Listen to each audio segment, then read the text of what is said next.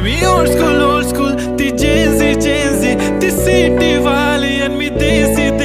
तरी इगो तिला जरा भी नाही मनामध्ये खराबी नाही पॅपराझी तिच्या मागे डेली क्रेझी तरी वाय सो शाय सुंदरी तुझं नाव काय आहे तुझं गाव काय आहे ग अरे सुंदरी तुझं नाव काय आहे तुझं गाव काय आहे ग